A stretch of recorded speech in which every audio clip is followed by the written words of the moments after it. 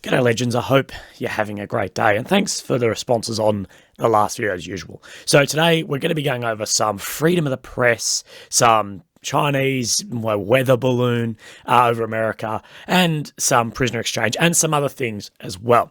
But firstly, what we're going to go over is the maps. And to start off these maps, we're going to start with a quote from Ukrainian President Zelensky. During 346 days of the war, I've often had to say that the situation on the front line was fierce. Now, again, is the time when the occupiers are throwing more and more of their forces to break through a defence. It is tough in Bakhmut, Vuhledar, Liman, and other directions at the moment. Well, I would say that is a massive understatement, looking at the maps and what these guys are going through on the front line. So, what we're first going to look at is on the deep state map and the northern districts of Bakhmut. Now, the deep state map is not showing what some of the other maps are showing, which is that Ukraine has crossed this river here that runs through Bakhmut. Why is this important? And we'll go to a map, the live UA maps, which is the most commonly used map and the most widely used maps. People say to me, don't use it, but the reason I'm using it is because it's the most widely used, and this is the information a lot of people are getting. Now, I can't verify if this information is correct or not, due to only one other map shows this, and that is the Russian map. But either way, that the Russians have pushed across this river. Now, why is this important? Well, what initially people were saying was Ukraine would step back from the eastern side of this river and then set up new defence on the western side and halt Russia here, only giving the eastern bloc, not the western. But what it's now showing is they've pushed across into this area here. And a lot of people are saying that they are a lot further into this area than this map is showing as well, that they're further in here and then have almost encircled here rather than just staying on one bank of this. Remember that the bridges here, and I think there's 3 or 4 of them, are all reportedly down except for this one at the very bottom near this small basin. Now, what we see, and this is where, between these maps, it's so hard to get an idea what's going on. If you look at where this basin is on the deep state, the Russians are right against this basin and apparently the last remaining bridge. And if we look on one of the deployment maps, you can just see the sheer number of forces that are sitting within this area. This is Wagner Group, the Russian PMC. And although I do have a friend here who has said if the Russians were doing such a great job, then Wagner PMC would not have had to change their axis of advance more than 3 times, although it is clear that they are having some level of success in taking ground here. If we look, we're on the 5th of February today. We go back to, let me just zoom out a little smidge for you. Go back to the 4th, the 3rd.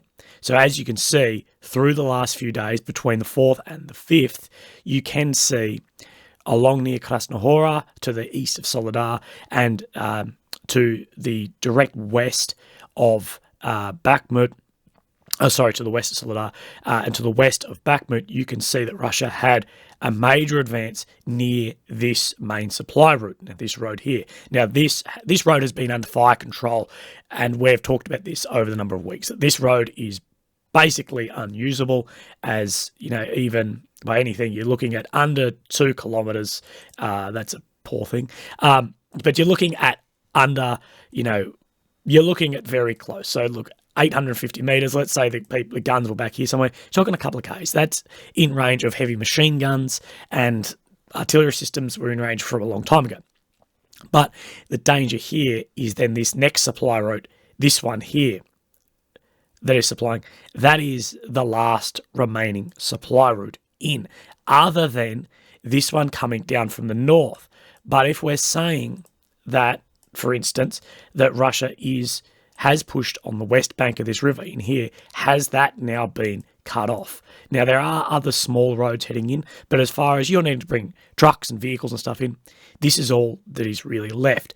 And what people are saying is, if this road gets overrun, and then they can put then fire control on this road, there will have to be an evacuation of Bakhmut. So let's look at the distance of that.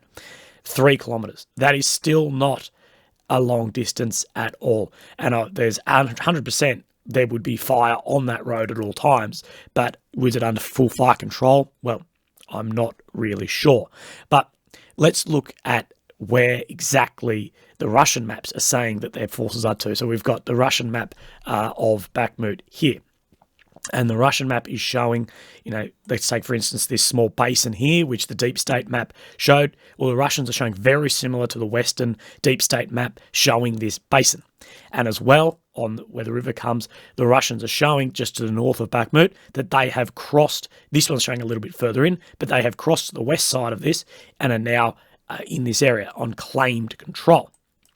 And that they are pushing further and further into these blocks, as well as, I believe this is showing, I can't measure distances on this map, but this is showing very similar. If you look at sort of the distances here, this is showing, in my opinion, very similar to what this deep state map is showing as well. So I believe that is very similar. So the way I do this, and at the end of the day, and I always say, take everything on any channel with a grain of salt, because at the end of the day, we're looking at maps which have their agenda, their own narrative. So at the end of the day, what I try and do is find a Western source and then a Russian source and try and find a happy medium somewhere on that. And let's look at the interactive map from the ISW, the Institute of War. That is showing incredibly similar, if not worse, on the southern side of Bakhmut towards Chasiv Yar of claimed Russian control, but is not showing this northern advance that some of the other maps, including the Russian map, are showing. This right here is the river, this is the basin. So the basin area is very similar, and to the northern side near that train track, which is in here, it is not showing that. So the reason I bring this up is you need to take everything with a grain of salt and assess it from that. And if you don't want to listen to me do these and you want to assess it yourself, that's the best tip I'd have for you, because in these maps, especially down near the New York area, is where, if you've seen the video of me getting lit up by the machine gun, which is where I was when we were deep within Ukrainian-held territory, and that front line was dramatically different around this New York area. And that is a great opportunity for someone to do some clickbait online if they'd like to. Russia shell New York. So, but let's go to where some people are saying the most fierce fighting currently is, which is in the Kupiansk front line. Now, that's north of Bakhmut. Just to get situational, as Bakhmut's around here, capital of Kiev. So we're coming in to Kupiansk here. Now, firstly, what we will see is this front line moving very much on this map. This is why I love this map, is you can go through and show movements. It's not showing any movements, but what the Russian sources are saying is right down here near on this Dorivchi, I believe, that the Russians have pushed the Ukrainians out of this area and are taking more and more ground. Now, I can't verify any of this, but this could be in, a major push and offensive further west. So let's look at the interactive. Actually, let's look at the deployment map and see the amount of forces up in this region. So this, for some reason, is not showing any Russian forces in here. This is what's so difficult with all of these maps. The interactive map, this one, bear with me 1 second. This is showing more Russian-controlled territory. So let's see exactly where that Russian-controlled territory is saying. So near Olinka. So let's try and find that on here. So right here, it's showing. So that map, I believe, is showing, so sort of a bubble out from here. So it's showing maybe this area here. And this is grey zone. Maybe over the last day or two, this has been under, at least claimed Russian control. Maybe we'll see the map update tomorrow. And let's see if we can see this area on the... Yes, so this is the Russian map showing the Kupiansk region. Now, this won't line up with the other maps perfectly, but there we have Dorivcha. We have both of these, so there's two very similarly named, and Kupiansk. So let's look at where they're claiming control over basically this first one, and then to the west, all the way through Liman Pershi. Let's have a look at this map. So So this map is showing very similar to that, but maybe more on this southern side. So this is just where so much reporting has come of Russian offensives and ground being made. But at the end of the day, it's not really showing much for me, except the live UA maps isn't showing much of that at all, but it's got a blank space. So, grey area, which is not under any control, which is an out of control area. But we will continue to see how this goes. Now, something that we talked about over the last couple of episodes is the Volodar region and how this could be critical. Now, there is some good news for Ukraine coming out of this area that Ukraine did push out the Russians of this area. Sorry, I've moved my map everywhere. That Ukraine has pushed a Russian has had a counteroffensive against the Russians, who did push into the blocks further to the north here, sort of in this region here. Let's see if this map changes anything. But as you can see, this arrow moves to here, which is showing a Russian attempted advance. Anyway, what the reports are saying is that Russia did advance almost up to this road, and then there are reports saying that the Russians on the ground actually ran out of ammunition, and then there was a number of Russians, somewhere in the vicinity, apparently of 30 to 40, then taken prisoner by the Ukrainians. We have no more information on that, but apparently some of the other ones who weren't taken prisoner, there was fog roll in, and they were able to withdraw. So let's see if we can look at this area on live UA map. So the area I'm talking about is apparently it's up in this region here. Now, this is an area, well, any area is, definitely very important for each country to try and maintain holdover. So no maps, at least yet, are showing any advancement there because, well, it is saying that the Russian offensive was held back. So this is on the ISW map.